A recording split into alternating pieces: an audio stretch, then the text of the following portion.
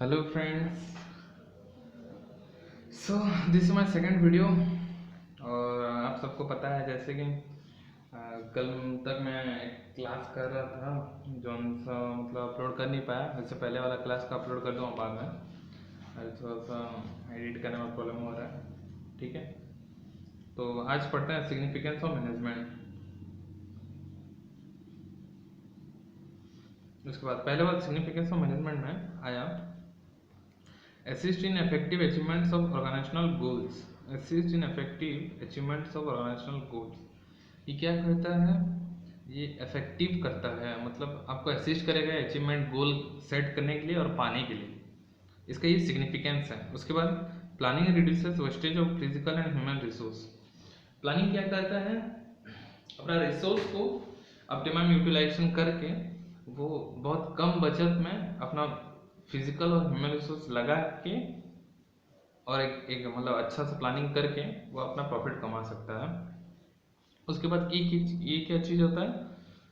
Coordinates between various levels of organisation. वो क्या करता है? एक डिपार्टमेंट हो या मतलब एक कुछ भी, मतलब एक ऑर्गेनाइजेशन को कोऑर्डिनेट्स करता है, मतलब एक दूसरे का हेल्प एक दूसरे को हेल्प मांगेगा, उसके बाद हेल्प करेगा, मदद करता है, मतलब एक दूसरे के लिए, और मतलब एक दूसरे को बॉन्डिंग रखने के लिए मिलता है। Coordinate between various levels of organisation. उसके बाद reduces duplication of work. Duplicate काम करने के लिए रुकवाता है, मतलब जैसे कि एक एग्जांपल लेते हैं डुप्लीकेशन ऑफ वर्क। मतलब अब अगर कुछ ISI मार्क जैसे सोच लो, ISI मार्क जो भी फूड आइटम्स में अपना अपना मतलब प्रोसीड्यूर रहता है कि कोई अपना कंपनी का नाम सेम नहीं रख सकता। अगर रख रहा है तो पहला सेकंड पार्टी को भरना पड़ेगा, नहीं तो उसको शायद जेल भी हो सकता है कॉपी किया है उनके। तो इसीलिए बोलते हैं रिड्यूस डुप्लीकेशन ऑफ वर्क। मतलब एक काम कर दिया और कौन, ये तो एक्सटर्नल हो गया, मैं इंटरनल का भी बोल रहा हूँ। ये तो अंदर अंदर भी बहुत सारी चीज़ होता है। आप धीरे मैं आप लाइन में रहिए, आपको धीरे धीरे समझाएंगे। Works as intermediate between various function such as planning, controlling, directing, organisation. Management के अंदर यही चार प्रोसेस सबसे बेस्ट और सबसे फंक्शन का काम रहता है: planning, controlling, directing and organising.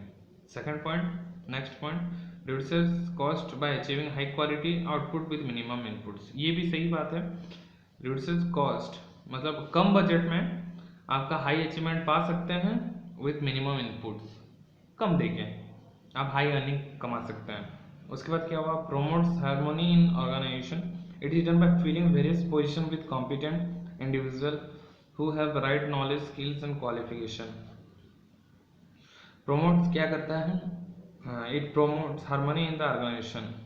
मतलब एक दूसरे का सहायता करना है। उसके बाद अपना बिहेवियर चेंज, मतलब हम अकेले में बिहेवियर एक दूसरा रहता है, कंपनी का रहता है दूसरा रहता है, एक ऑर्गेनाइजेशन में जाएंगे तो दूसरा रहेगा।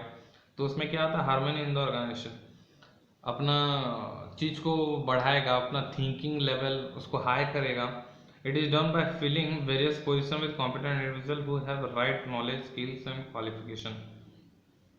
जिसका भी, जो भी पर्सन का या जो भी कैंडिडेट का अगर राइट नॉलेज रहेगा या स्किल रहेगा या क्वालिफिकेशन रहेगा, उसको मिलना चाहिए। वो मैनेजमेंट अच्छा से संभाल सकता है, डिसीजन ले सकता है, अच्छा प्लानिंग, कंट्रोलिंग, डायरेक्टिंग और क्या है वाला, ऑर्गेनाइजिंग, वो अच्छा से कर सकता है। और एक नेक्स्ट पॉइंट में, assist the organization in working in a dynamic environment by planning in advance and strategizing for such dynamism।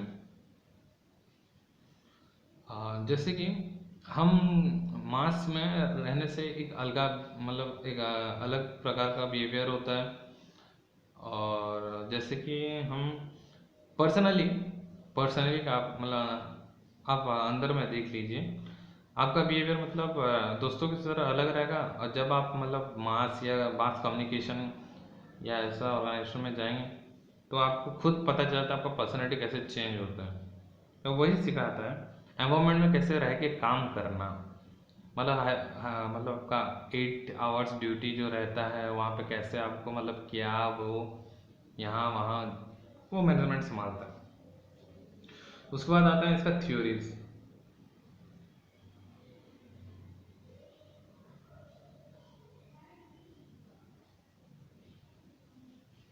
Theories में क्या है,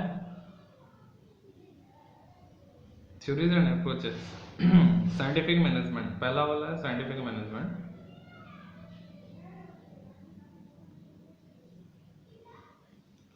Taylor theory. This theory synthesizes and evaluates the workflows of an organization. It aims at enhancing the labor productivity and economic efficiency. Thus, it applies science, processes, and standards in management.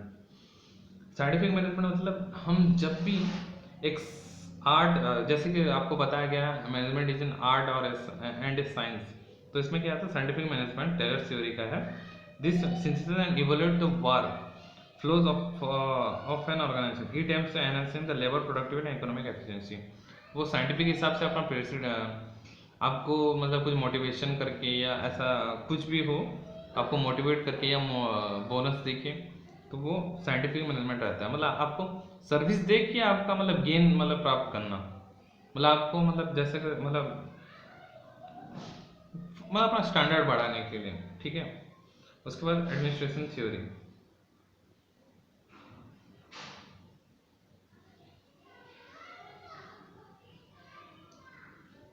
Administrative theory, ये theory define किया गया था foil theory, Henry foil propounded the theory and gave 14 principles for general management and administration.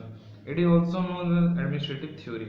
It gives a broader concept of the process of management. Henry Fayol propounded the theory and gave 14 principles. ये Henry foil एक theory अपना create किए और 14 principles दिए हैं for general management and administrative.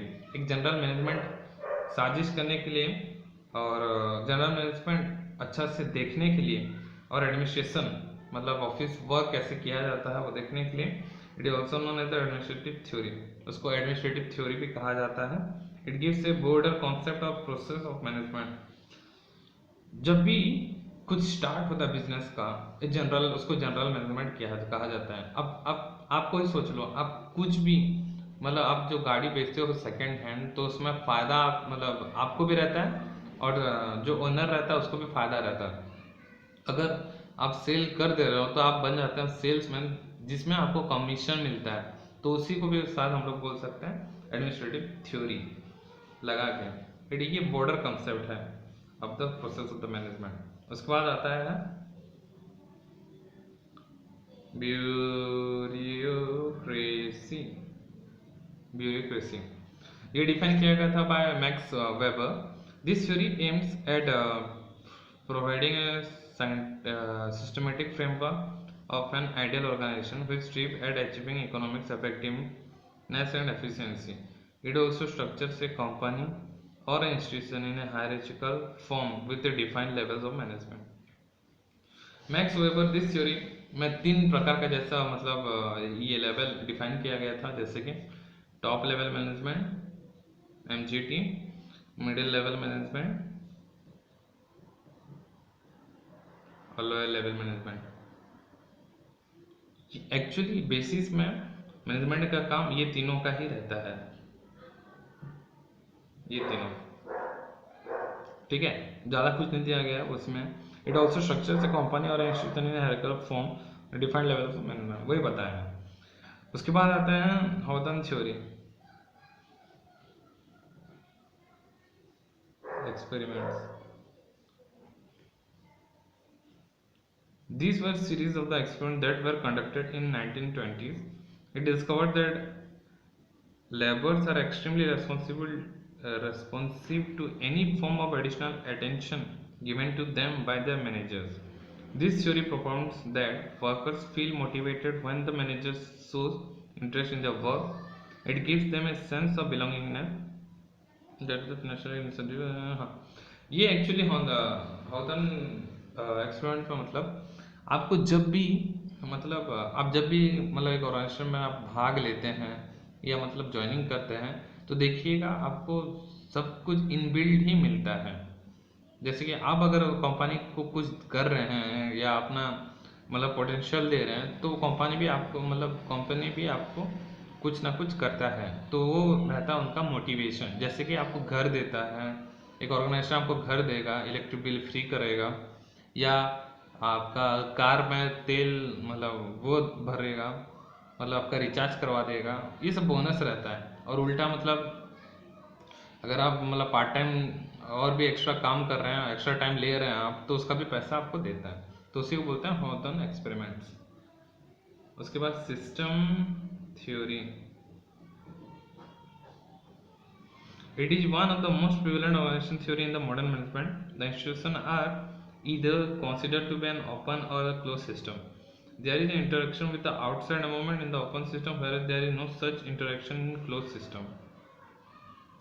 It also system that comprises of machine, technology, assets and humans.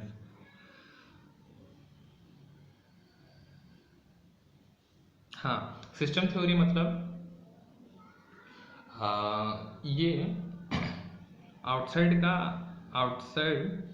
Outsider या external ये आपको देखता नहीं है। सिस्टम थ्योरी मतलब आपके अंदर रहेगा, मतलब आपके ऑर्गेनाइजेशन में जो भी है, आपका एनवायरनमेंट मतलब आपका ऑर्गेनाइजेशन एनवायरनमेंट में, जैसे कि आपका मशीन्स रह गया, टेक्नोलॉजीज रह गया, एसेट्स एंड ह्यूमंस, आपके अंडर में जो आपका मशीन्स भी जो है वो एसेट्स ही है, तो उसी का अंडर सिस्टम थ्योरी कहा जाता है। मतलब उसको कैसे मतलब मैनेज करेंगे। और एक थ्योरी है chaos theory, Chow's theory. This theory finds its roots in the mathematical science and adapted in management. It treats organization as a system very complicated, variable change in the variable. The dimensions are implied that the components of the organization system keeps changing over the period of time. And simple organizations the result of the conflict variable decisions into the chaotic disorderly system. The theory proponent that the problem management should know how to regulate the patterns of the work when the organization exists in the structures.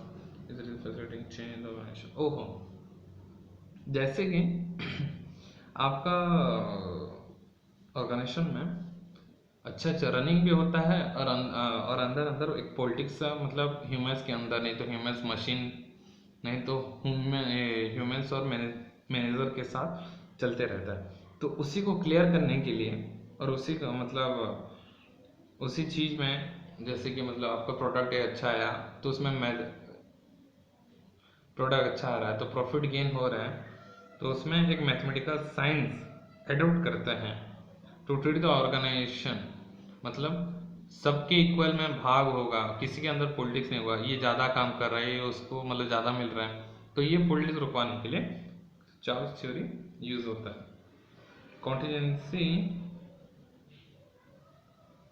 Approach. It is a modern theory of the management, also known as situational approach. It implies that one size does not fit to all.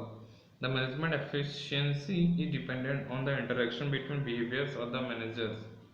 The situation in the organization, the manager must change his behavior and decision on the basis of the circumstantial situational approach. ओहो, contingency approach मतलब आपका जब भी कुछ मतलब problem हमेशा देख के नहीं आता है कि मतलब ये कब आएगा, कैसे आएगा, कहाँ से आएगा, तो मैनेजर्स के हिसाब से मतलब उसका सिचुएशन के अंडर में रह के उसको डिसीजन लेना पड़ता है। वो अपना बिहेवियर अपना कॉन्टिजेंसी हिसाब से रखेगा, कहाँ पे कितना क्या, कितना किसको कैसे बिहेवियर देंगे, और डिसीजन मतलब किस जगह में कैसा लेना है, वो होता है एक contingency approach as towards the managers. और दो बाकी है बिहेवियरल मैनेजमेंट थ्योरी। यही है सबसे बड़ा ऑर्गेनाइजेशन का सबसे बड़ा मूली है, जो खेत का मूली नहीं बोलते हैं क्या, वही यही है सबसे बड़ा।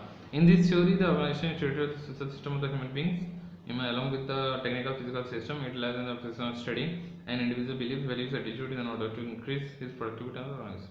हाँ, ऑर्गेनाइजेशन में सबसे ज़्यादा ज़रूरत होता है अपना बिहेवियर। हम अपना बिहेवियर मतलब पर्सनली एक अलग रहते हैं, और मास में जाने या ऑर्गेनाइजेशन में जाने से या अपने से बड़े किसी ऑफिसर को देखने से हमारा वो चीज या वो बिहेवियर कम हो जाता है। यहाँ पे कहा गया है treated as a social system of human alones. ये सोशल सिस्टम के अंदर बिहेवियर अपने अंदर रहना चाहेगा by the technical physical system, अपने आप में या अपने आप में नहीं तो अपने दूसरों में एक अच्छा बिलीव रहेगा, वैल्यूज रहेगा, एक एटीट्यूड अच्छा रहेगा, इन ऑर्डर टू इंक्रीज मतलब अपना increase productivity and other organisation efficiency. बिहेवियर में भी क्या बोलते हैं, आपको इंसेंटिव मिलते हैं, आजकल ऐसा हो गया है, इंसेंटिव मिलता है बिहेवियर में। ह्यूमन रिलेशंस अप्रोच HR जो बोलते हैं, it was propounded by Elton Mayo. याद रखना है Elton Mayo, it was propounded by Elton Mayo. It focuses on the study of motivation, conflict and informal organization. It focuses on management getting things done through the people. Thus, employees should not be treated as the machines, rather individuals with different behaviors. The manager must learn the interpersonal relation between the individuals in workspace. It was proponented by Elterman, focus on the study of motivation. हाँ वही same चीज़ है, मतलब human relation को आप कैसे रखना चाहते हैं और कैसे रहेगा, वही चीज़ एल्टन मायो ने कहा है। Individual in the work space. Shoot. उसके बाद आते हैं management skills. Sorry page.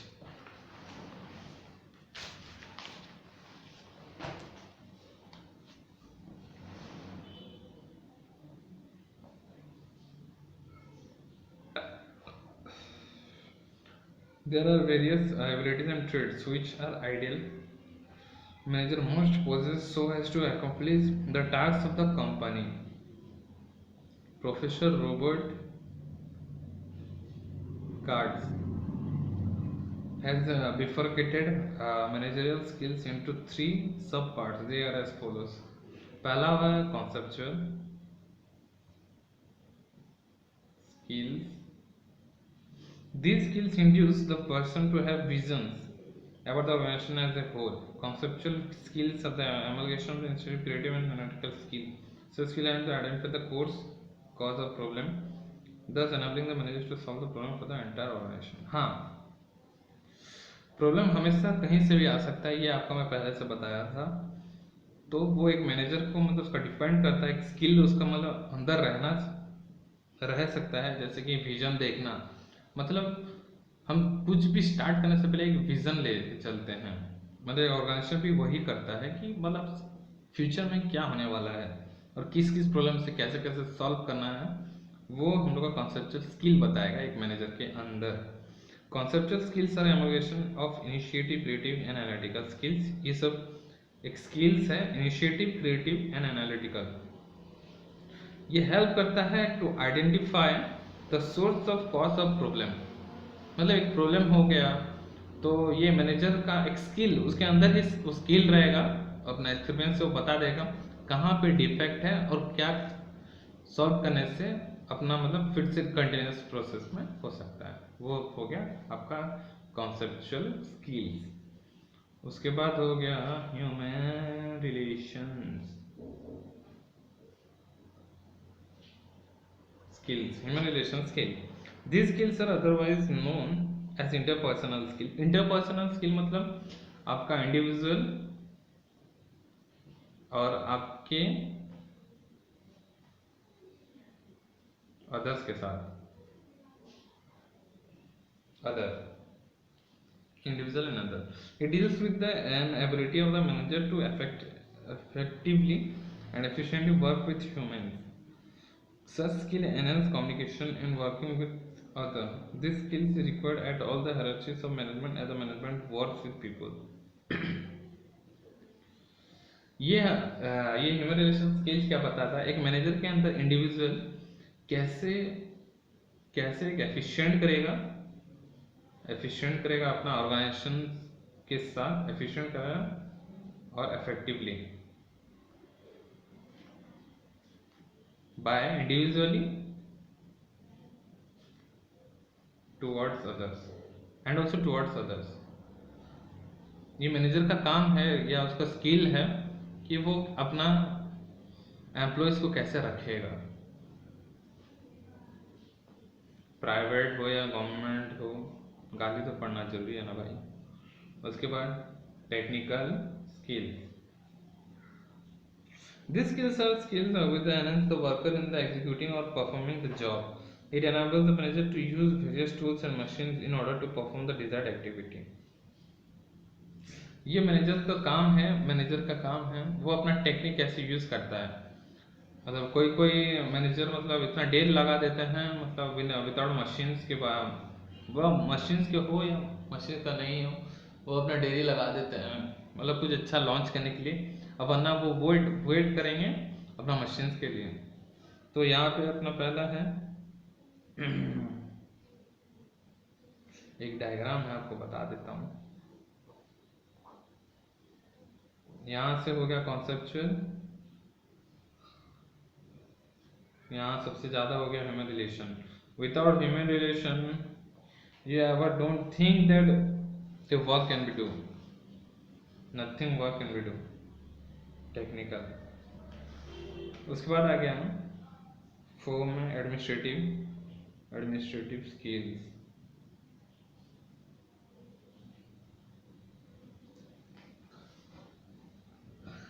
They deals with the running an organization and keeping the firm organized, such as experts in policy formulations, getting the work done effectively, coordinate various functions। वो भी यही चीज बताया है कि हम अपना कंपनी को कैसे रनिंग सेक्टर में रख के अपना अपना एक्सपीरियंस रख के बाय वो कुछ पॉइंट्स हैं, by policy formulation, getting the work done effectively, coordinate various function of organization। ये हर जगह यही सब बात बताएगा। लीडरशिप स्किल का भी वही है, managers must be able to influence people. मतलब जो मैनेजर रहते हैं अपना एम्प्लॉयज या अपना पीपुल को इन्फ्लुएंस कर सकते हैं, मतलब अपने आप एक एट्रैक्ट, मतलब अपना पर्सनैलिटी, मतलब एक मैनेजर में ऐसा पर्सनैलिटी हो जिसमें वो अपने आप को अट्रैक्ट कर सकता है। मोटिवेशनल स्किल्स आर की component of the leadership skill. Motivational skill मतलब अगर कोई लीडर अपना मतलब जैसे एक मैनेजर ही लीडर रहे वो क्या होता है, अगर उसका सेल्स नहीं हुआ तो वो डिप्रेशन में चले जाता है, तो उसमें उसका ही लॉस रहेगा। तो इसलिए वो अपने अंदर ही एक मतलब मोटिवेशनल स्किल लेके चलेगा तो ही मतलब आगे बढ़ सकता है, वरना तो कम तो डूब जाएगा बेटा। प्रॉब्लम सॉल्विंग स्किल, ये आप तो जान चुके हो। प्रॉब्लम सॉल्विंग स्किल्स आपको ये भी पता रहेगा, डिसीजन मेकिंग स्किल्स कैसा होता है, एनालिटिकल स्किल्स भी आपको पता रहेगा, कम्युनिकेशन स्किल्स भी आपको ही पता है कैसे, जो आप जो बीवी पढ़े हैं उनको पता रहेगा, लिसनिंग स्किल्स भी आपको पता रहेगा, टाइम मैनेजमेंट स्किल भी आपको पता है। ठीक है, आज के लिए इतना रहने देते हैं। थैंक यू दोस्तों।